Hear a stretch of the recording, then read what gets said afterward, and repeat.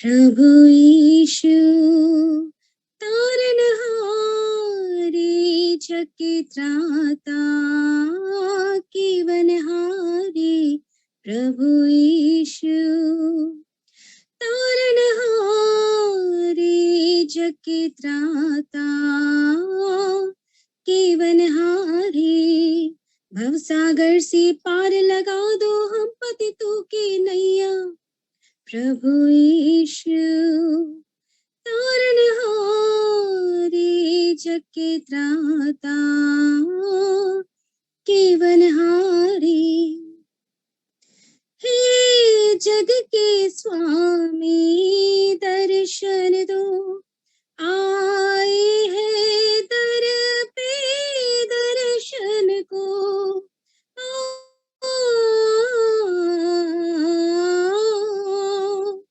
हे जग के स्वामी दर्शन दो आए हैं दर पे दर्शन को तू ही बचैया तू ही खवैया जग के पालनहारे प्रभु यीशु तारनहारे जग के त्राता केवलहारे प्रभु यीशु हम दीन दुखी मजबूर पड़े पापों के हाथों में जकड़े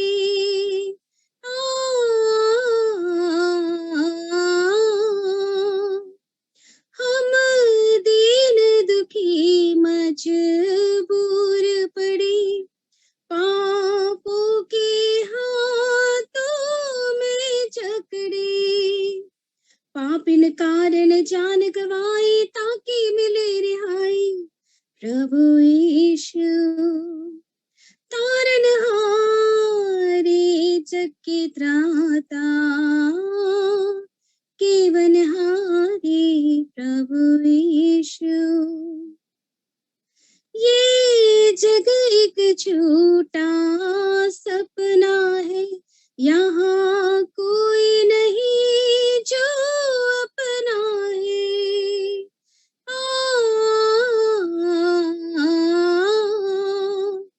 ये जग एक झूठा सपना है यहाँ कोई नहीं जो अपना है तू ही हमारा मुक्तिदाता तुझसे प्रीत लगाओ प्रभु यीशु तारनहारे जग के त्राता केवनहारे प्रभु यीशु तारनहारे जग के त्राता केवनहारे भवसागर से पार लगा दो हम पतितों की नैया प्रभु यीशु तारनहारे जग के त्राता केवनहारे प्रभु यीशु ಈ ದಿನದ ಧ್ಯಾನಕ್ಕಾಗಿ ಆರಿಸಿಕೊಂಡಿರುವ ವಾಕ್ಯ ದೇವರ ಪ್ರೀತಿ, ಲವ್ ಆಫ್ ಗಾಡ್ ಎಂಬುದಾಗಿ ನಾವು ತಿಳಿದುಕೊಳ್ಳೋಣ. ಮೊದಲನೇದಾಗಿ ಯೋಹಾನ 3:16 ನಾವು ನೋಡುತ್ತೇವೆ, ದೇವರು ಲೋಕದ ಮೇಲೆ ಎಷ್ಟೋ ಪ್ರೀತಿಯನ್ನಿಟ್ಟು ತನ್ನ ಒಬ್ಬನೇ ಮಗನನ್ನು ಕೊಟ್ಟನು, ಆತನನ್ನು ನಂಬುವ ಒಬ್ಬನಾದರೂ ನಾಶವಾಗದೆ ಎಲ್ಲರೂ ನಿತ್ಯ ಜೀವ ಪಡೆಯಬೇಕೆಂಬ ಉದ್ದೇಶದಿಂದ ದೇವರು ನಮ್ಮನ್ನು ಪ್ರೀತಿ ಮಾಡಿದವನಾಗಿದ್ದ.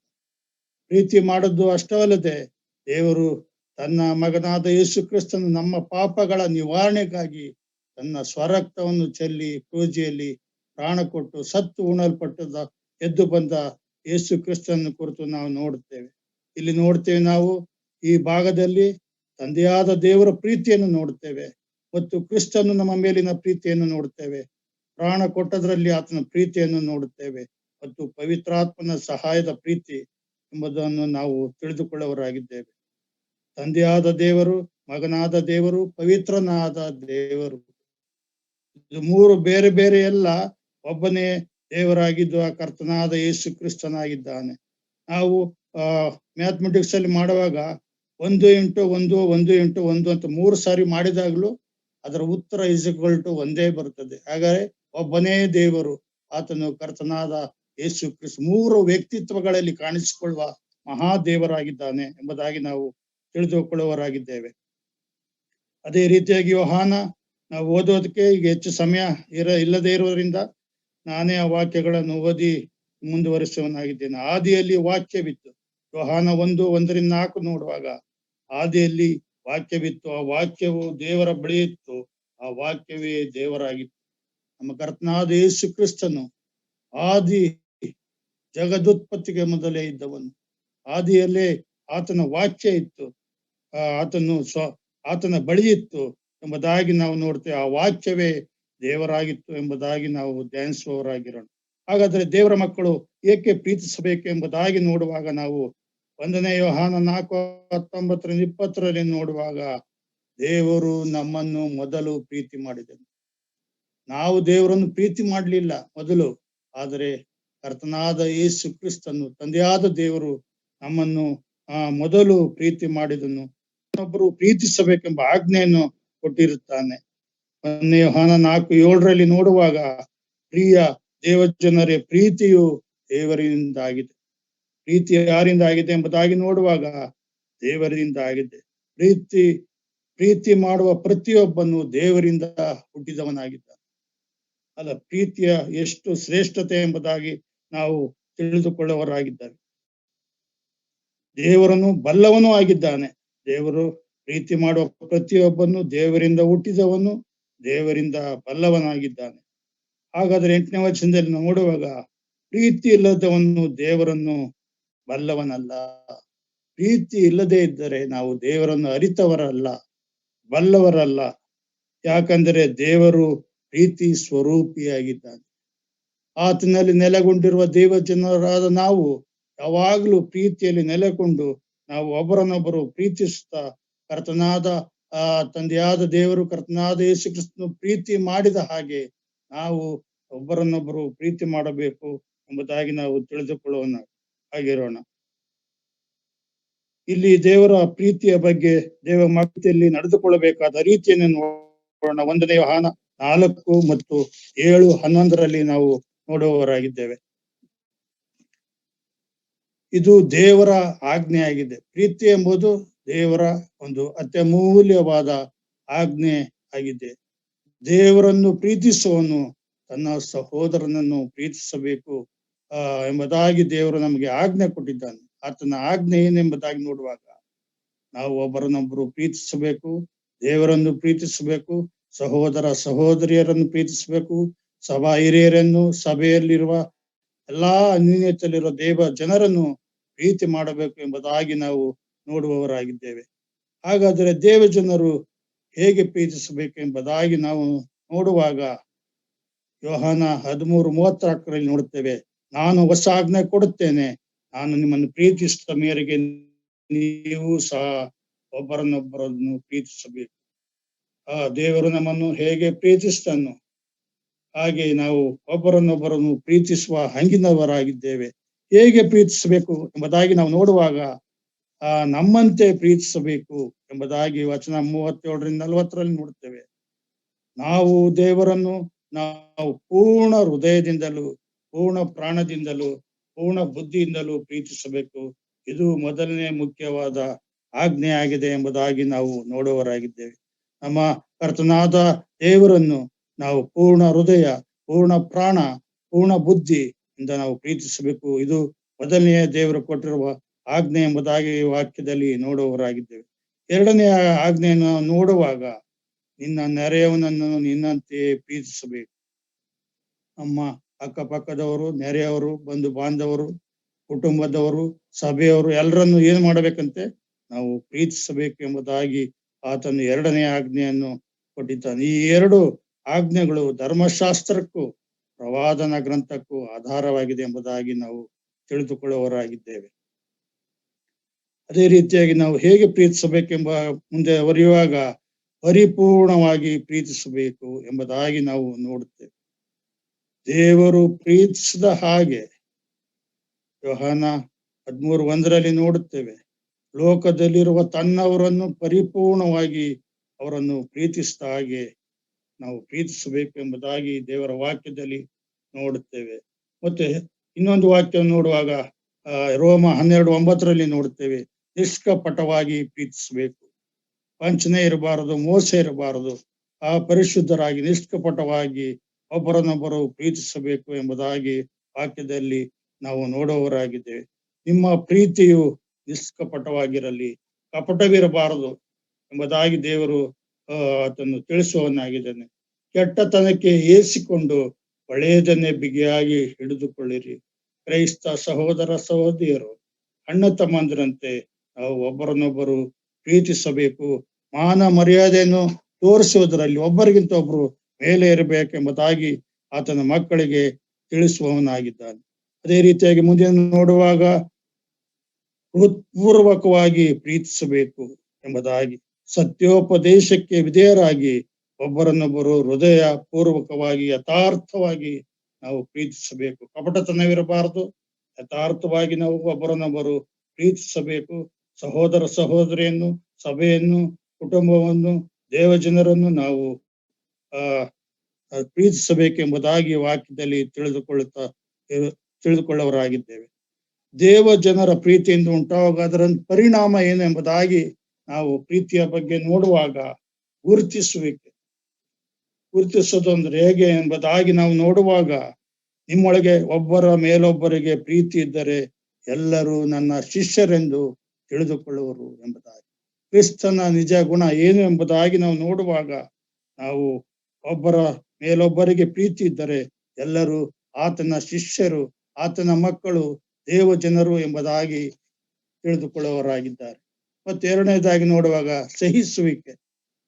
ಪ್ರೀತಿಯಿಂದ ಒಬ್ಬರನ್ನೊಬ್ಬರು ನಾವು ಸಹಿಸಿಕೊಳ್ಳಬೇಕು. ಏನೇ ವ್ಯತ್ಯಾಸಗಳು, ಅಸಮಾಧಾನಗಳು, ಅಶಾಂತಿ, ಸಿಟ್ಟು, ಕೋಪ ಏನೇ ಇದ್ದರೂ ನಾವು ಸಹಿಸಿಕೊಳ್ಳಬೇಕೆಂಬುದಾಗಿ, ಪ್ರೀತಿಯಿಂದ ಒಬ್ಬರನ್ನೊಬ್ಬರು ಬೇಕಾಗಿ ಆತನು ನಮಗೆ ತಿಳಿಸುವವನಾಗಿದ್ದೇನೆ. ಇದರಲ್ಲಿ ಸಹಿಸುವಿಕೆಯನ್ನು ನೋಡುತ್ತೇವೆ. ಮುಂದೆ ನೋಡುವಾಗ ಮುಚ್ಚುವಿಕೆ. ನಿಮ್ಮೊಳಗೆ ಇರುವ ಯಥಾರ್ಥವಾದ ಪ್ರೀತಿಯು ಬಹು ಪಾಪಗಳನ್ನು ಮುಚ್ಚುತ್ತದೆ ಎಂಬುದಾಗಿ ನೋಡುತ್ತೇವೆ. 1 ಪೇತ್ರ 4:8 ನೋಡುತ್ತೇವೆ, ನಿಮ್ಮೊಳಗಿರುವ ಯಥಾರ್ಥವಾದ ಪ್ರೀತಿಯು ಬಹು ಪಾಪಗಳನ್ನು ಮುಚ್ಚುತ್ತದೆ ಎಂಬುದಾಗಿ ನಾವು ತಿಳಿದುಕೊಳ್ಳುವವರಾಗಿದ್ದೇವೆ.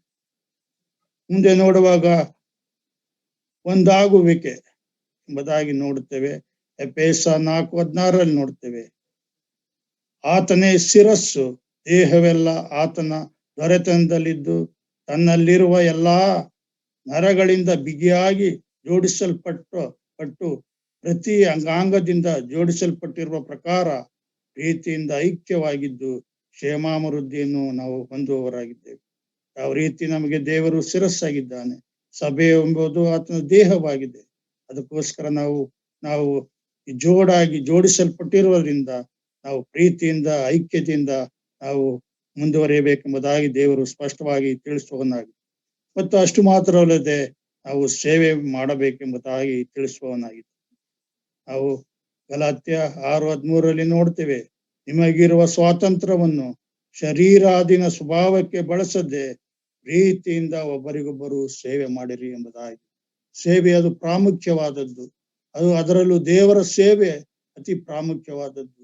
ದೇವರು ನಮ್ಮನ್ನು ಆಶಿಸುವುದು, ದೇವರ ಮಕ್ಕಳಿಂದ ಆತನು ಇಷ್ಟಪಡುವುದು, ದೇವರ ಸೇವೆ ಮಾಡಬೇಕೆಂಬುದು ಆಶೆ ಪಡುತ್ತಾನೆ. ಅದರಿಂದ ನಾವು ಆ ಸಭೆಯಲ್ಲೂ ಎಲ್ಲಾ ಕಡೆಗಳಲ್ಲೂ ದೇವರ ಸೇವೆಯನ್ನು ಸಾರುವವರಾಗಿ ಒಬ್ಬರಿಗೋಸ್ಕರ ಒಬ್ಬರು ಸೇವೆ ಮಾಡುತ್ತಾ ಆತನಲ್ಲಿ ನಾವು ನೆಲೆಗೊಂಡು ಹೆಚ್ಚು ಫಲ ಕೊಡುವ ಮಕ್ಕಳಾಗಿ ಜೀವಿಸಬೇಕು ಎಂಬುದಾಗಿ ಆತನು ಇಷ್ಟಪಡುವ ದೇವರಾಗಿದ್ದೇನೆ. ಹಾಗಾದ್ರೆ ನಾವು ಯಾಕೆ ಪ್ರೀತಿಸಬೇಕೆಂಬುದಾಗಿ ನೋಡುವಾಗ, ಕ್ರಿಸ್ತನು ಪ್ರೀತಿ ಸ್ವರೂಪನಾಗಿದ್ದಾನೆ. ಆತನಂತೆ ನಾವೂ ಸಹ ಪ್ರೀತಿಸಬೇಕೆಂದು ಆಶಿಸುವವನಾಗಿದ್ದಾನೆ. ಯೋಹಾನ 14:31 ನೋಡ್ತೇವೆ, ನಾನು ತಂದೆಯನ್ನು ಪ್ರೀತಿಸ್ತೇನೆಂದು ಲೋಕಕ್ಕೆ ತಿಳಿದಿರಬೇಕೆಂದು ತಂದೆಯು ನನಗೆ ಕೊಟ್ಟ ಆಜ್ಞೆಯ ಮೇರೆಗೆ ಇದನ್ನು ಮಾಡುತ್ತೇನೆ. ತಂದೆಯು ಮಗನಿಗೆ ಒಂದು ಆಜ್ಞೆ ಕೊಡ್ತಾನೆ, ನನ್ನನ್ನು ಪ್ರೀತಿಸಬೇಕು. ತಂದೆಯು ನನಗೆ ಕೊಟ್ಟ ಆಜ್ಞೆ ಏನಪ್ಪಾ ಎಂಬುದಾಗಿ ನೋಡುವಾಗ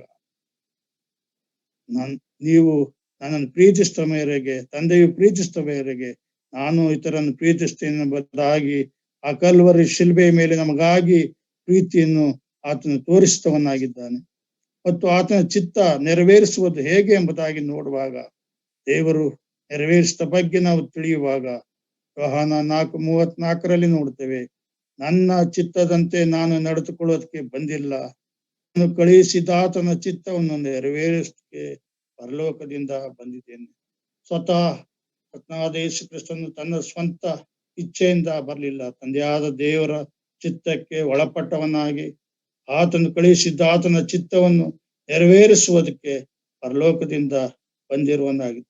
ಹಾಗಾದರೆ ದೇವರ ಚಿತ್ತ ಏನಾಗಿದೆ ಎಂಬುದಾಗಿ ನೋಡುವಾಗ, ಆತನು ನಮಗೋಸ್ಕರ ನಮ್ಮ ಪಾಪಗಳ ನಿವಾರಣೆಗಾಗಿ ತನ್ನ ಪ್ರಾಣವನ್ನೇ ಯಜ್ಞವಾಗಿ ಸಮರ್ಪಿಸಿ ತನ್ನ ರಕ್ತವನ್ನು ಚೆಲ್ಲಿ ನಮ್ಮನ್ನು ಕ್ರಯವಾಗಿ, ಯಾರೂ ಕೊಡಲಾರದಂತ ಕ್ರಯವನ್ನು ಕೊಟ್ಟು ಆ ರಕ್ತವನ್ನು ಸುರಿಸಿ ನಮ್ಮನ್ನು ಕೊಂಡುಕೊಂಡವನಾಗಿದ್ದಾನೆ. ಕ್ರಿಸ್ತನು ಸಭೆಯನ್ನು ಸಹ ಪ್ರೀತಿಸುತ್ತಾನೆ. ಎಫೆಸ 5:25 ನೋಡುತ್ತೇವೆ, ಪುರುಷರೇ ಕ್ರಿಸ್ತನು ಸಭೆಯನ್ನು ಪ್ರೀತಿಸಿದ ಮೇರೆಗೆ ನಿಮ್ಮ ಹೆಂಡತಿಯರನ್ನು ಪ್ರೀತಿಸಿರಿ. ಪುರುಷರೇ ಸ್ವಂತ ಶರೀರವನ್ನು ಪ್ರೀತಿಸಿಕೊಳ್ಳುವ ಪ್ರಕಾರವೇ ನಿಮ್ಮ ಹೆಂಡತಿಯರನ್ನು ಪ್ರೀತಿಸಿರಿ. ಹೆಂಡತಿಯು ಗಂಡನನ್ನು ಪ್ರೀತಿಸಬೇಕು ಎಂಬುದಾಗಿ ನಾವು ನೋಡುತ್ತೇವೆ. ಇಲ್ಲಿ ನೋಡುವಾಗ ಗಂಡ ಹೆಂಡತಿಯರ ಪ್ರೀತಿಯನ್ನು ಕಾಣುವವರಾಗಿದ್ದೇವೆ. ಪುರುಷನು ತಂದೆ ತಾಯಿಗಳನ್ನು ಬಿಟ್ಟು ತನ್ನ ಹೆಂಡತಿಯನ್ನು ಸೇರಿಕೊಳ್ಳುವನು, ಅವರಿಬ್ಬರು ಒಂದೇ ಶರೀರವಾಗಿರುವರು. ನಾವು ಅನೇಕ ವರ್ತಿ ಮದುವೆ ಸಮಯಗಳಲ್ಲಿ ನಾವು ನೋಡುತ್ತೇವೆ. ಇದು ಕ್ರಿಸ್ತನಿಗೂ ಸಭೆಗೂ ಇರುವ ಸಂಬಂಧ ಸೂಚಿಸುವಂತದ್ದಾಗಿದೆ. ಹೇಗೆಂದರೆ, ಸಭೆಯು ಮೊದಲಗಿತ್ತಿಯಾಗಿ ಶೃಂಗರಿಸಲ್ಪಟ್ಟು ಕ್ರಿಸ್ತನನ್ನು ಮದುವೆಯಾಗಲು ಮೊದಲಿಂಗನಾದ ಕ್ರಿಸ್ತೇಸುವೆ ಆಗಿದ್ದಾನೆ. ಆತನಿಗಾಗಿ ನಾವು ಈ ಲೋಕದಲ್ಲಿ ಇರುವಷ್ಟು ಕಾಲ ಆ ಮೊದಲಗಿತ್ತಿಯಾಗಿ ದೇವರ ವಾಕ್ಯ ಆತ್ಮೀಯ ಆಹಾರದಿಂದ ಶೃಂಗರಿಸಲ್ಪಟ್ಟವರಾಗಿ ನಾವು ಆತನ ಎರಡನೇ ಬರಣವನ್ನು ಎದುರು ನೋಡುವಂತವ್ರು ಆಗಿರ್ತೇವೆ. ಪ್ರೀತಿಯಲ್ಲಿ ಅನೇಕ ವಿಧಗಳು ಉಂಟು. ನಾವು ನೋಡ್ತೇವೆ, ದೇವರ ನಮ್ಮ ಮೇಲಿಟ್ಟಂತ ಪ್ರೀತಿ ನೋಡುತ್ತೇವೆ, ಕ್ರಿಸ್ತನ ಪ್ರೀತಿ ನೋಡುತ್ತೇವೆ, ಗಂಡ ಹೆಂಡತಿಯರ ಪ್ರೀತಿ ನೋಡುತ್ತೇವೆ, ತಂದೆ ತಾಯಿಗಳ ಪ್ರೀತಿಯನ್ನು ನೋಡುತ್ತೇವೆ, ಅಣ್ಣ ತಮ್ಮಂದಿರು ಅಕ್ಕ ತಂಗಿಯರು ಪ್ರೀತಿಯನ್ನು ಕಾಣುತ್ತೇವೆ. ಮತ್ತು ಸಭೆಯ ಮೇಲಿನ ಪ್ರೀತಿ, ಸಭಾ ಹಿರಿಯರ ಮೇಲಿನ ಪ್ರೀತಿ, ದೇವರ ವಾಕ್ಯದ ಮೇಲೆ ನಂಬಿಕೆ ಮತ್ತು ಪ್ರೀತಿ, ಇವುಗಳನ್ನು ಅನೇಕ ದೇವರ ವಾಕ್ಯದಿಂದ ನಾವು ತಿಳಿದುಕೊಳ್ಳುವವರಾಗಿದ್ದೇವೆ. ಅಷ್ಟು ಮಾತ್ರವಲ್ಲದೆ ತನ್ನವರನ್ನು ಪ್ರೀತಿಸಿದನು ಎಂಬುದಾಗಿ ನೋಡ್ತೇವೆ. ಹಾಗಾದ್ರೆ ತನ್ನವರು ಎಂಬುದಾಗಿ ಯಾರ್ಯಾರು ಇಲ್ಲಿ ಯೋಹಾನ 13:1 ವಾಕ್ಯದಿಂದ 4ನೇ ವಾಕ್ಯದವರೆಗೆ ನೋಡುವಾಗ, ಇಲ್ಲಿ ಸ್ವತಃ ದೇವರಾಗಿದ್ದಾಗಿಯೂ ಆತನು ತನ್ನನ್ನು ತಾನು ತಗ್ಗಿಸಲ್ಪಟ್ಟನು, ಶಿಷ್ಯರ ಪಾದಗಳನ್ನು ತೊಳೆದನು, ಒರೆಸಿದನು, ತನ್ನನ್ನು ತಾನೇ ತಗ್ಗಿಸಿಕೊಂಡನು. ತನ್ನನ್ನು ತಗ್ಗಿಸಿಕೊಳ್ಳುವ ಪ್ರತಿಯೊಬ್ಬನು ಹೆಚ್ಚಿಸಲ್ಪಡುವ ನಮಗೆ ಮಾದರಿ ತೋರಿಸಿದ್ದಾನೆ. ದೇವಾದಿ ದೇವನು ತೊಳೆಯುವ ಅವಶ್ಯಕತೆ ಇರಲಿಲ್ಲ, ಆದರೆ ಆತನು ತನ್ನ ಶಿಷ್ಯರ ತಗ್ಗಿಸಿಕೊಂಡವನಾಗಿ ನಾವು ಸಹ ತಗ್ಗಿಸಲ್ಪಟ್ಟು ಕ್ರಿಸ್ತನ ಸೇವೆ ಮಾಡಬೇಕೆಂಬುದಾಗಿ ತಗ್ಗಿಸಲ್ಪಟ್ಟು ಶಿಷ್ಯರ ಕಾಲುಗಳನ್ನು ಹೊಳೆದದ್ದನ್ನು ನಾವು ನೋಡುತ್ತೇವೆ. ಅಷ್ಟು ಮಾತ್ರವಲ್ಲದೆ ಪಾಪಿಗಳನ್ನು ವೈರಿಗಳನ್ನು ಪ್ರೀತಿಸಿದನು ಎಂಬುದಾಗಿ ನಾವು ನೋಡುತ್ತೇವೆ. ಅವನು ಪಾಪವನ್ನು ಹಾಗೆ ಮಾಡುತ್ತಾನೆ, ಆದರೆ ಪಾಪಿಗಳನ್ನು ದೇವರಾಗಿದ್ದಾನೆ. ಆದ್ರಿಂದ 44-46 ನೋಡುವಾಗ, ನಿಮ್ಮ ವೈರಿಗಳನ್ನು ಪ್ರೀತಿಸಿರಿ, ಹಿಂಸೆ ಪಡಿಸುವಂತವರಿಗಾಗಿ ನೀವು ಪ್ರಾರ್ಥಿಸಿರಿ, ಹೀಗೆ ಮಾಡಿದರೆ ಪರಲೋಕದ ತಂದೆಯ ಮಕ್ಕಳಾಗಿರಿ. ನಾವು ಮಕ್ಕಳಾಗಬೇಕಾದ್ರೆ, ತಂದೆಯ ಪ್ರೀತಿಗೆ ಪಾತ್ರರಾಗಬೇಕಾದರೆ ನಮ್ಮ ವೈರಿಗಳನ್ನು ಪ್ರೀತಿಸಬೇಕು, ನಮ್ಮನ್ನು ಹಿಂಸೆ ಪಡಿಸುವುದಕ್ಕೋಸ್ಕರ ಪ್ರಾರ್ಥಿಸಬೇಕೆಂಬುದಾಗಿ ಇಲ್ಲಿ ನಮಗೆ ಅಪ್ಪಣೆ ಕೊಡುವನಾಗಿದ್ದಾನೆ. ಪರಲೋಕದ ತಂದೆಯ ಇದರಿಂದ ನಾವು ಏನು ಸಿಗ್ತದೆ ಎಂಬುದಾಗಿ ನೋಡುವಾಗ, ಪರಲೋಕದ ತಂದೆಯ ಮಕ್ಕಳಾಗಿವೆ. ದೇವರು ಕೆಟ್ಟವರ ಮೇಲೂ ಒಳ್ಳೆಯವರ ಮೇಲೂ ಸೂರ್ಯನು ಮೂಡುವಂತೆ ಮಾಡುತ್ತಾನೆ, ನೀತಿವಂತರ ಮೇಲೂ ಅನೀತಿವಂತರ ಮೇಲೂ ಮಳೆ ಸುರಿಸುತ್ತಾನೆ. ಆದ್ರಿಂದ ದೇವರು ಪ್ರೀತಿ ಸ್ವರೂಪನಾಗಿದೆ. ನಿಮಗೆ ಪ್ರೀತಿ ತೋರಿಸುವವರನ್ನೇ ನಾವು ಹೆಚ್ಚಾಗಿ ಪ್ರೀತಿಸಿದರೆ ಫಲವೇನು ಎಂಬುದಾಗಿ ವಾಕ್ಯದಲ್ಲಿ ನೋಡುವವರಾಗಿದ್ದೇವೆ. ಭ್ರಷ್ಟರೂ ಸಹ ಹಾಗೆ ಮಾಡ್ತಾರಲ್ಲ. ಅದಕ್ಕೋಸ್ಕರವೇ ನಿಮ್ಮ ವೈರಿಗಳನ್ನು ಹಿಂಸಿಸುವವರನ್ನು ಪ್ರೀತಿಸಿರಿ ಎಂಬುದಾಗಿ ದೇವರ ವಾಕ್ಯದಿಂದ ನಾವು ತಿಳಿದುಕೊಳ್ಳುವವರಾಗಿದ್ದೇವೆ. ಲೂಕ 23:34 ನೋಡುತ್ತೇವೆ. ಇಲ್ಲಿ ಕ್ರಿಸ್ತನ ಪ್ರೀತಿಯನ್ನು ಕಾಣುತ್ತೇವೆ. ಯೇಸು, ತಂದೆಯೇ, ಇವರನ್ನು ಕ್ಷಮಿಸು, ತಾವು ಏನು ಮಾಡುತ್ತೇವೆಂದು ಅರಿಯರು ಎಂಬುದಾಗಿ. ಕರ್ತನಾದ ಯೇಸು ಕ್ರಿಸ್ತನು ನಮ್ಮ ಪಾಪಗಳಿಗಾಗಿ ಶಿಲುಬೆಯ ಮೇಲಿರುವಾಗ ಆತನ ಪ್ರೀತಿಯ ಒಂದು ಪ್ರಾರ್ಥನೆಯನ್ನು ನೋಡುತ್ತೇವೆ.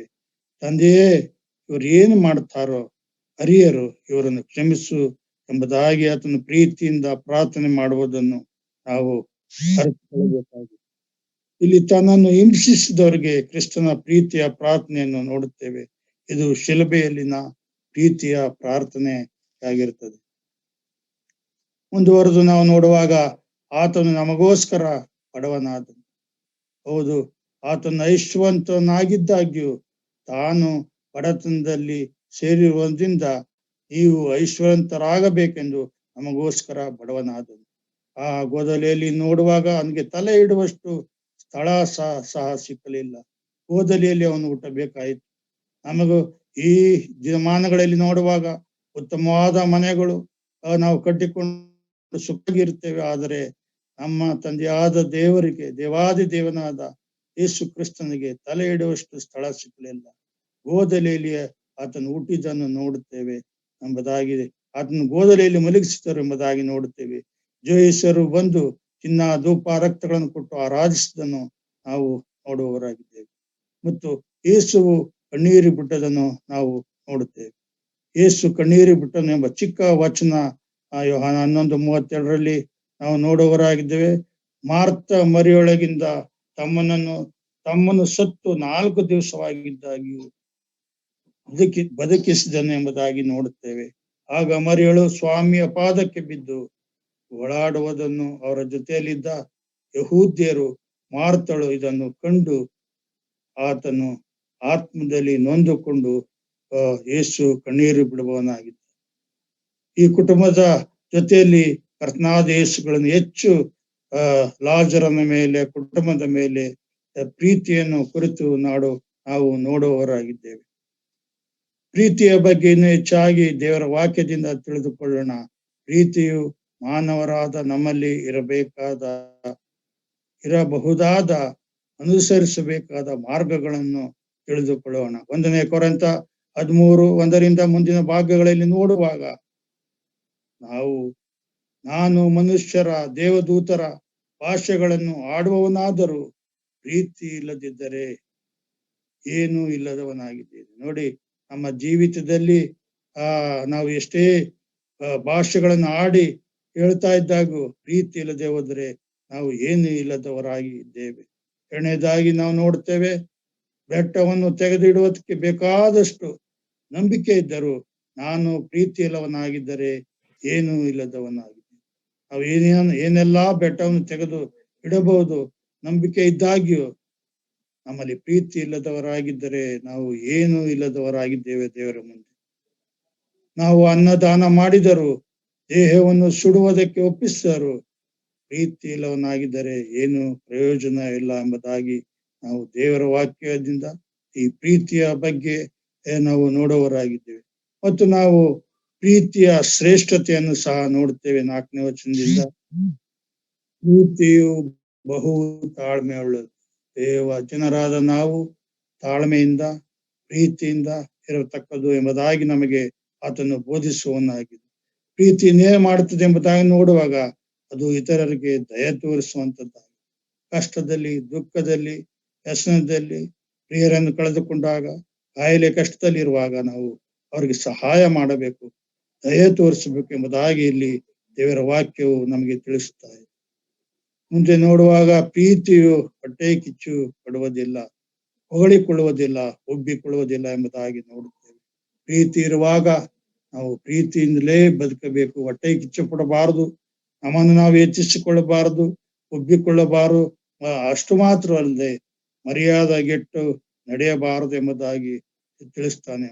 ಅಷ್ಟು ಮಾತ್ರ ನಮ್ಮನ್ನು ಸ್ವಪ್ರಯೋಜನವನ್ನು ಚಿಂತಿಸುವುದಿಲ್ಲ ಎಂಬುದಾಗಿ ನಮ್ಮನ್ನಿಗೆ ಮಾತ್ರ ನಾವು ಚಿಂತಿಸುವವರಾಗಿರಬಾರದು, ಇತರರಿಗಾಗಿ ನಾವು ಚಿಂತಿಸಬೇಕು ಎಂಬುದಾಗಿ ನೋಡ್ತೀವಿ. ಅಷ್ಟು ಮಾತ್ರವಲ್ಲದೆ ನಾವು ಸಿಟ್ಟುಗೊಳ್ಳುವುದಿಲ್ಲ, ಆ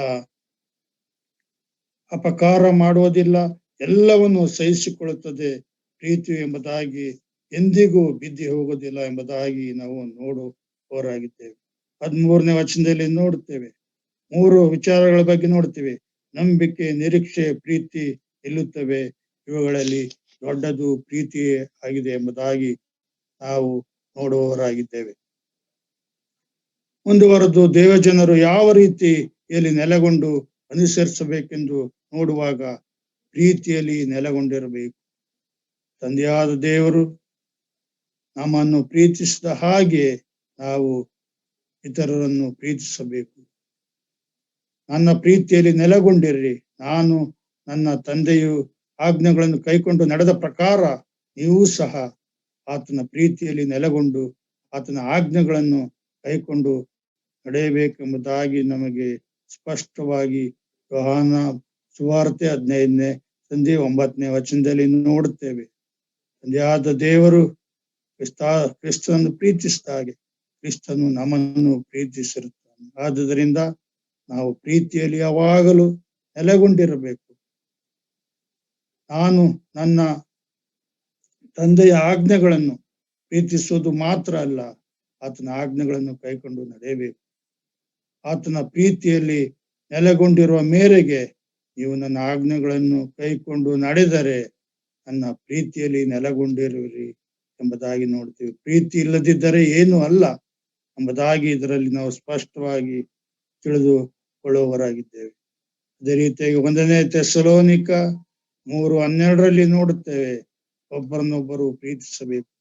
ನಿಮ್ಮಲ್ಲಿ ನನ್ನ ಪ್ರೀತಿಯು ಹೇಗೋ ಹಾಗೆ ನಿಮ್ಮ ಪ್ರೀತಿಯು ಒಬ್ಬರನ್ನೊಬ್ಬ ಮೇಲೆಯೂ ಮನುಷ್ಯರ ಮೇಲೆಯೂ ಇರಬೇಕು ಎಂಬುದಾಗಿ ಪ್ರೀತಿಯ ಬಗ್ಗೆ ಸ್ಪಷ್ಟವಾಗಿ ತಿಳಿಸುವವನಾಗಿ ದೇವರು ಪ್ರತ್ಯಕ್ಷನಾದಾಗ 13ನೇ ವಚನದಲ್ಲಿ ನೋಡ್ತೇವೆ, ದೇವರ ಸಮಕ್ಷಮದಲ್ಲಿ ನೀವು ಪರಿಶುದ್ಧರು ನಿರ್ದೋಷಿಗಳು ಆಗುವಂತೆ ಮಾಡುತ್ತಾನೆ. ನಮ್ಮಲ್ಲಿ ಪ್ರೀತಿ ಇರುವುದಾದರೆ, ನಾವು ಒಬ್ಬರನ್ನೊಬ್ಬರು ಪ್ರೀತಿಸಿದರೆ, ದೇವರನ್ನು ಪ್ರೀತಿಸಿದರೆ ನಾವು ಪರಿಶುದ್ಧರು ನಿರ್ದೋಷಿಗಳು ಆಗುವಂತೆ ಆತನ ಬರೋಣದಲ್ಲಿ ನಾವು ನಮ್ಮನ್ನು ಪರಿಗಣಿಸುವವನಾಗಿದ್ದಾನೆ ಎಂಬುದಾಗಿ ನಾವು ನೋಡುವವರಾಗಿದ್ದೇವೆ. ಸಮಸ್ತ ಸಹೋದರನ್ನು ಪ್ರೀತಿಸುವ ಹಂಗಿನವರಾಗಿದ್ದೇವೆ ನಾವು ಎಂಬುದಾಗಿ 1ನೇ ಥೆಸಲೋನಿಕ 4:9-10 ನೋಡುವಾಗ ಸಹೋದರರ ಸ್ನೇಹದ ವಿಷಯದಲ್ಲಿ ಒಬ್ಬರನ್ನೊಬ್ಬರು ಪ್ರೀತಿಸಬೇಕು. ಈ ಉಪದೇಶ ದೇವರಿಂದ ಹೊಂದಿದ್ದೀರಿ. ಪೌಲನು ಹೇಳ್ತಾನೆ, ಮೆಕೆದೋನ್ಯ ಸಭೆಯಲ್ಲಿ ಇರುವ ಸಹೋದರರೆಲ್ಲರೂ ಪ್ರೀತಿಸ್ತಾ ಇದ್ದೀರಿ. ಆತನನ್ನು ಪೌಲನನ್ನು ಪ್ರೀತಿಸಿದರು, ನನ್ನ ಸೇವೆಯನ್ನು ಪ್ರೀತಿಸಿದರು, ಸಹೋದರಿಯರು ಪ್ರೀತಿಸ್ತಿದ್ದರು. ಅದೇ ರೀತಿಯಲ್ಲಿ ನಮ್ಮ ಸಭೆಗಳಲ್ಲಿ ನಾವು ಆ ಸಭಾ ಹಿರಿಯರನ್ನು, ಆ ಸಭೆಯ ಸಭಿಕರ ದೇವಜನರನ್ನು, ಎಲ್ಲರನ್ನು, ಸಹೋದರರನ್ನು ಪ್ರೀತಿಸಬೇಕು ಎಂಬುದಾಗಿ ನಮಗೆ ಸ್ಪಷ್ಟವಾಗಿ 1ನೇ ಥೆಸಲೋನಿಕ 4:9-10 ನಾವು ಓದಿಕೊಳ್ಳುವವರಾಗಿದ್ದೇವೆ. ಅದೇ ರೀತಿಯಾಗಿ ಎಫೆಸದವರಿಗೆ ಪತ್ರಿಕೆ 5:2 ನೋಡ್ತೇವೆ, ನೀವು ಪ್ರೀತಿಯಿಂದ ನಡೆದುಕೊಳ್ಳಿರಿ. ನಮ್ಮ ನಡೆ ನುಡಿ ನಮ್ಮ ಯಾವ ರೀತಿ ಇರಬೇಕು ಎಂಬುದಾಗಿ ನೋಡುವಾಗ ನಾವು ಪ್ರೀತಿಯಲ್ಲಿ ನೆಲೆಗೊಂಡಿರಬೇಕು. ದೇವರು ನಮ್ಮನ್ನು ಪ್ರೀತಿ ಮಾಡಿದ ಪ್ರಕಾರವಾಗಿ ನಾವು ಯಾವಾಗಲೂ ಪ್ರೀತಿಯಲ್ಲಿ ನೆಲೆಗೊಂಡಬೇಕು ಎಂಬುದಾಗಿ ಇಲ್ಲಿ ಸ್ಪಷ್ಟವಾಗಿ ನೋಡುವವರಾಗಿದ್ದೇವೆ. 1ನೇ ಪೇತ್ರ 1:22 ನೋಡ್ತೇವೆ, ಹೇಗೆ ಪ್ರೀತಿಸಬೇಕು ಎಂಬುದಾಗಿ ನಾವು ಆಲೋಚಿಸುವಾಗ ಯಥಾರ್ಥವಾದ ಪ್ರೀತಿ ಬಹು ಪಾಪಗಳನ್ನು ಮುಚ್ಚುತ್ತದೆ. ಯಥಾರ್ಥವಾದ ಪ್ರೀತಿ ಇರಬೇಕು, ಕಪಟ ಪ್ರೀತಿ ನಮ್ಮಲ್ಲಿ ಇರಬಾರದು. ಯಥಾರ್ಥವಾದ ಪ್ರೀತಿ ಏನಾಗುತ್ತದೆ ಎಂದು ನೋಡುವಾಗ ಬಹು ಪಾಪಗಳನ್ನು ಮುಚ್ಚುತ್ತದೆ ಎಂಬುದಾಗಿ ನಾವು ನೋಡುತ್ತೇವೆ. ಮತ್ತು ಕಪಟವಿಲ್ಲದ ಪ್ರೀತಿ ಇರಬೇಕು. ಕಪಟತನದಿಂದ ನಾವು ಪ್ರೀತಿ ಮಾಡಬಾರದು, ಕಪಟನವಿರಬಾರದು ಎಂಬುದಾಗಿ ಇಲ್ಲಿ ಸ್ಪಷ್ಟವಾಗಿ ನೋಡುವವರಾಗಿದ್ದೇವೆ. ನಿಮ್ಮ ಪ್ರೀತಿ ನಿಷ್ಕಪಟವಾಗಿರಬೇಕೆಂಬುದಾಗಿ, ಪರಿಶುದ್ಧವಾಗಿರಬೇಕು ಎಂಬುದಾಗಿ ಸಹ ತಿಳಿಸುವನಾಗಿದ್ದೇನೆ. ಪ್ರೀತಿಯಲ್ಲಿ ನೀವು ಸಿದ್ಧಿಗೆ ಬರಬೇಕೆಂಬುದನ್ನು ನಮ್ಮನ್ನು ಎಚ್ಚರಿಸುವವನು ಆಗಿದ್ದಾನೆ.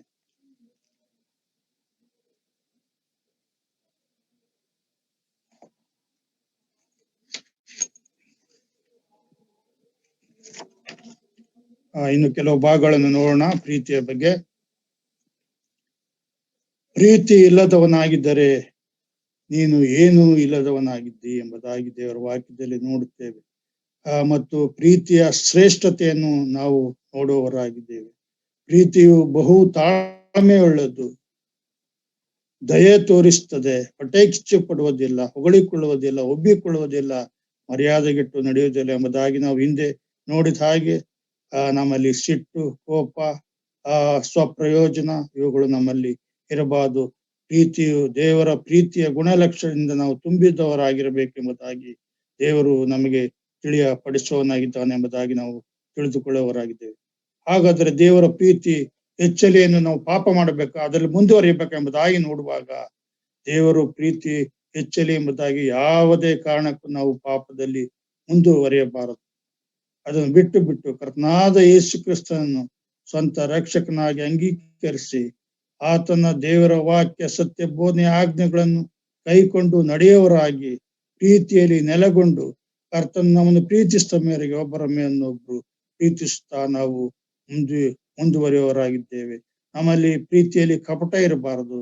ನಮ್ಮ ಪ್ರೀತಿ ದೇವಜನರಲ್ಲಿ, ಸಭಾ ಹಿರಿಯರಲ್ಲಿ, ಸಭೆಯಲ್ಲಿ ಮತ್ತು ಕುಟುಂಬದಲ್ಲಿ ಯಥಾರ್ಥವಾದ ಪ್ರೀತಿ ಕ್ರಿಸ್ತನಲ್ಲಿ ಇದ್ದಂತೆ ಇರಬೇಕೆಂಬುದಾಗಿ ನಾವು ಈ ವಾಕ್ಯದ ಮುಖಾಂತರ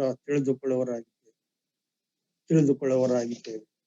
ಅದೇ ರೀತಿಯಾಗಿ ಇಲ್ಲಿ ತಂದೆ ದೇವರ ಪ್ರೀತಿ, ಕ್ರಿಸ್ತನ ಪ್ರೀತಿ, ಕ್ರಿಸ್ತನ ಪಾಪಿಗಳನ್ನು ನಮ್ಮನ್ನು ಪ್ರೀತಿಸಿದ ತನ್ನ ಪ್ರಾಣವನ್ನೇ ಕೊಟ್ಟ ರೀತಿಯಲ್ಲಿ ನಾವು ಒಬ್ಬರನ್ನೊಬ್ಬರು ಪ್ರೀತಿ ಮಾಡುವಂತವರು ಆಗಿರಬೇಕು. ದೇವರನ್ನು ನಂಬಿರುವ ಮಕ್ಕಳು ಏಕೆ ಪ್ರೀತಿಸಬೇಕೆಂಬುದಾಗಿ ನೋಡುವಾಗ ಅದು ದೇವರಿಂದ ಆಗಿದೆ. ಪ್ರೀತಿಸುವವನು ದೇವರನ್ನು ಬಲ್ಲವನಲ್ಲ ಎಂಬುದಾಗಿ ವಾಕ್ಯದಲ್ಲಿ ನೋಡುತ್ತಾ ಬಂದಿದ್ದೇವೆ. ದೇವರನ್ನು ಹೇಗೆ ಪ್ರೀತಿಸಬೇಕೆಂದು ನಾವು ನೋಡಿದ್ದೇವೆ. ಕ್ರಿಸ್ತನಂತೆ ನಾವು ಪ್ರೀತಿಸಬೇಕು. ನಿನ್ನ ನೆರೆಯವರನ್ನು ನಿನ್ನಂತೆ ಪ್ರೀತಿಸಬೇಕು.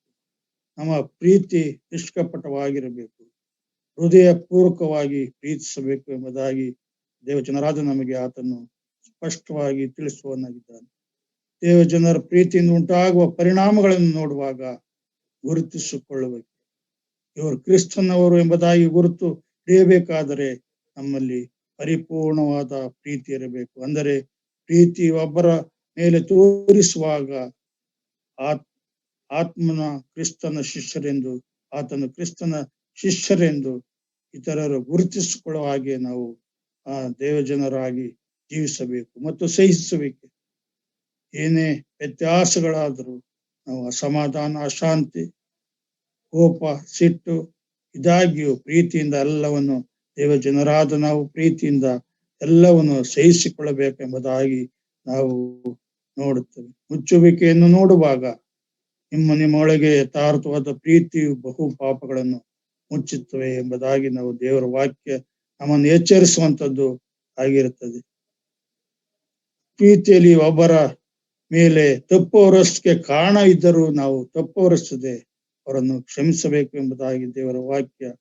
ಅನೇಕ ಕಾರಣಗಳು ಇದ್ದಾಗ್ಯೂ ಪ್ರೀತಿ ಇರುವಾಗ ನಾವು ತಪ್ಪು ಹೊರಸ ಕಾರಣವಿದ್ದರೂ ಅದನ್ನು ಕ್ಷಮಿಸಿ, ದೇವರು ನಮ್ಮ ಪಾಪಗಳನ್ನು ಕ್ಷಮಿಸಿ ನಮ್ಮನ್ನು ಪ್ರೀತಿ ಮಾಡಿದ ಹಾಗೆ ನಾವು ಒಬ್ಬರನ್ನೊಬ್ಬರು ಪ್ರೀತಿಸಬೇಕು ಎಂಬುದಾಗಿ ನಾವು ನೋಡುವವರಾಗಿದ್ದೇವೆ. ಪ್ರೀತಿ ಒಬ್ಬರ ಮೇಲೆ ತಪ್ಪು ಹೊರಿಸೋದಕ್ಕೆ ಮತ್ತು ಪ್ರೀತಿ ಒಂದಾಗುವಿಕೆಯನ್ನು ನಾವು ನೋಡ್ತೇವೆ. ಪೇಸ 4:16 ನೋಡ್ತೇವೆ. ಆತನೇ ನಮಗೆ ಶಿರಸ್ಸಾಗಿದ್ದಾನೆ, ನಾವು ಆತನ ದೇಹವಾಗಿದ್ದೇವೆ. ಹೌದು, ಯಾವ ರೀತಿಯಲ್ಲಿ ನರ ಅಂಗಾಂಗಗಳು ಮಾಂಸಖಂಡಗಳು ಪಟ್ಟಿರುತ್ತವೆ ಹಾಗೆ ನಮ್ಮ ದೇಹವೆಂಬ ಆ ದೇಹಕ್ಕೆ ಆತನೇ ಶಿರಸ್ಸಾಗಿದ್ದು ಐಕ್ಯತೆಯಿಂದ ನಾವು ಕ್ಷೇಮ ವೃದ್ಧಿಯನ್ನು ಹೊಂದುತ್ತಾ ಇರ್ಬೋದು. ಯಾಕಂದ್ರೆ ಆತನು ಮೊದಲಿಂಗನಾಗಿದ್ದಾನೆ, ನಾವು ಮೊದಲಗಿತ್ತಿ ಆತನು ಎರಡನೇ ಬರಣವಾಗಿ ಸಿದ್ಧವಾಗಿ ಆತನನ್ನು ಎದುರು ನೋಡೋಳಕ್ಕೆ ಹೋಗುವ ಹಾಗೆ ನಮ್ಮನ್ನು ನಾವು ಸಿದ್ಧ ಮಾಡಿ ಪ್ರೀತಿಯಿಂದಲೂ ನಾವು ನಡೆದುಕೊಳ್ಳುವವರಾಗಿರ್ಬೇಕು. ಅಷ್ಟು ಮಾತ್ರವೇ ನಾವು ಸೇವೆ ಮಾಡುವುದರಲ್ಲೂ ಸಹ ನಿಮಗಿರುವ ಪ್ರೀತಿಯು ಶರೀರದ ಸ್ವಭಾವಕ್ಕೆ ಬಳಸದೆ ಪ್ರೀತಿಯಿಂದ ಒಬ್ಬರಿಗೊಬ್ಬರು ಸೇವೆ ಮಾಡುವುದು. ನಮ್ಮ ಪ್ರೀತಿ ಬೇರೆ ಕೆಟ್ಟತನಗಳಿಗೆ, ಶರೀರದ ಆಶೆಗೆ, ಇವುಗಳಿಗೆ ನಾವು ಒಳಗಾಗದೆ ದೇವರನ್ನು ನಾವು ಹೆಚ್ಚೆಚ್ಚಾಗಿ ಪ್ರೀತಿ ಮಾಡುವವರಾಗಿ ನಾವು ಇರಬೇಕೆಂಬುದಾಗಿ ನೋಡುತ್ತೀವಿ. ಕ್ರಿಸ್ತನು, ಯಾಕಂದರೆ ಕ್ರಿಸ್ತನು ಪ್ರೀತಿ ಸ್ವರೂಪನಾಗಿದ್ದ, ಕ್ರಿಸ್ತನು ಸಭೆಯನ್ನು ಪ್ರೀತಿಸುವವನಾಗಿದ್ದಾನೆ. ಆತನು ಶಿಷ್ಯರ ಪಾದಗಳನ್ನು, ಆತನು ದೇವರಾಗಿದ್ದಾಗಿ ತನ್ನನ್ನು ತಗ್ಗಿಸಿಕೊಂಡು ಪಾದಗಳನ್ನು ತೊಳೆದು ಆತನು ತನ್ನ ತಗ್ಗಿಸುವಿಕೆ ಮತ್ತು ಶಿಷ್ಯರ ಮೇಲಿಟ್ಟ ಪ್ರೀತಿಯನ್ನು ನಾವು ನೆನೆಸಿಕೊಳ್ಳುವವರಾಗಿದ್ದೇವೆ.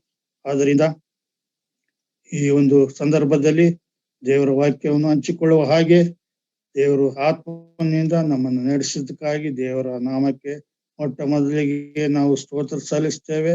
ಹೌದು, ನಾನು ಓಡಿನಲ್ಲಿ ಬೆಳೆದಾಗ್ಯೂ ದೇವರ ವಾಕ್ಯ ಹೇಳಬೇಕೆಂಬ ಆಸೆ ಇದ್ದಾಗೂ ಒಂದು ರೀತಿಯ ಹಿಂಜರಿಕೆ ಮತ್ತು ಭಯ ಇವುಗಳಿಂದ ತುಂಬಿದೆನು. ಆದರೆ ಈ ದಿನಮಾನಗಳಲ್ಲಿ ಕೊರೋನಾ 1-2 ಅಲೆಗಳ ಹೆಚ್ಚಿನ ಸಮಯವನ್ನು ದೇವರ ವಾಕ್ಯದಲ್ಲಿ ಧ್ಯಾನಿಸುವುದು, ಓದುವುದು, ಪ್ರಾರ್ಥಿಸುವುದು, ಆತನು ಸಭೆಗಳಲ್ಲಿ ಆರಾಧಿಸುವುದನ್ನು ನಾವು ಮಾಡುವಾಗ ಪವಿತ್ರಾತ್ಮನ ಸಹಾಯ ನನಗೆ ಕೊಡು ಎಂಬುದಾಗಿ ನಾನು ಪ್ರಾರ್ಥಿಸ್ತಾ ಬಂದೆನು. ಆದ್ದರಿಂದ ನಾನು ಈ ದಿನದಲ್ಲಿ ನಿಮ್ಮೆದುರಿಗೆ ಧೈರ್ಯವಾಗಿ ದೇವರ ವಾಕ್ಯವನ್ನು ಹೇಳುವಂತೆ ದೇವರ ಆತ್ಮನಿಂದ ನನ್ನನ್ನು ನಡೆಸಿರುವುದಕ್ಕಾಗಿ ದೇವರ ನಾಮಕ್ಕಾಗಿ ಅತ್ಯಂತ ಸ್ತುತಿ ಸ್ತೋತ್ರವನ್ನು ಸಲ್ಲಿಸ್ತೇನೆ. ಮತ್ತು ಕೂಡಿ ಬಂದಿರುವ ಎಲ್ಲಾ ದೇವಜನರಿಗೂ ಪ್ರೀತಿಯಿಂದ ವಂದಿಸಿ